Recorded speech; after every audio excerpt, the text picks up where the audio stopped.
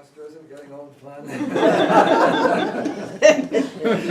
Sheila actually had a very unique and difficult assignment today, and it's one of the things that she needs to do before the club to get to her next leadership level, is to give speeches from special books in Toastmasters that deal with the organization. And today she chose the speech about meeting roles and responsibilities, and labeled it with the title something along the line of how you can become a CO in the next year very easily.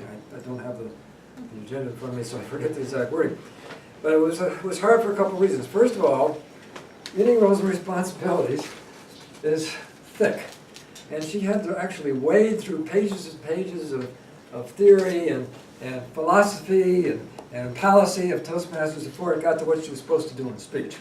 So I commend you for wading through that and not bogging us down with that. She did, some of that information was used in the introduction, which Art presented. The manual suggested that Sheila write her own introduction, and I suspect that you did. Because I'm knowing Art as well as I do, there's no way Art would have written an introduction that long. But it was excellent done, but I think perhaps it was just a tad long. It probably could have been trimmed just a bit in the introduction. I like the way you used the induction of Ting today to make points, to bolster the points you were making at the time. I thought that fit in very well, got our attention, helped us to relate. Good job with that. Your overall presentation skills were excellent. Nice smile, gestures were good, voice was, the variety of your voice was excellent. You moved around so that at no time was any one person unable to see the slides because you were in the way of the slides. And there's not much you could do about that except move around, because the slides go there and that's where they go, and we speak from up here. And so if you're over here, perhaps one that couldn't have seen it, and if you're over there, perhaps Art couldn't have seen it, but you moved around enough so that it really wasn't a distraction. So excellent job with that. A very nice transition from the canned slides that I suspect Toastmasters provided, or did you do those yourself? You did them yourself. They looked a little better than what Toastmasters done. So that's always a challenge too, is to, the Toastmasters version of this tends to be kind of dumbed down, and you have to spruce it up, and you did well with that. And then you transitioned into Easy Speak and did very well with that transition. Easy Speak is for our guests and our newer members. That is not a widespread use program that is used in a widespread manner throughout the world.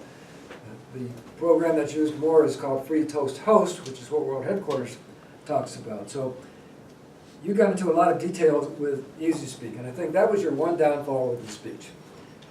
This, you know, we're all struggling with Easy Speak, and there's a lot of details. I think you got too far into the details. We have several guests in the room that probably were long lost by that time.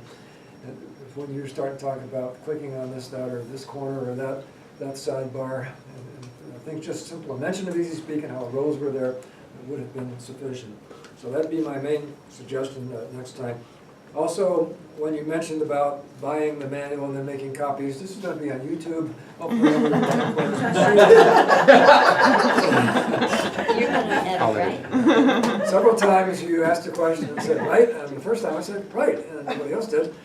But you said that 4 times. You wanted to say that, you might get answers, right? So, but we got back to the slides again from Easy Speak, and you summarized well. It was an excellent presentation, and I'm sure we all learned a lot.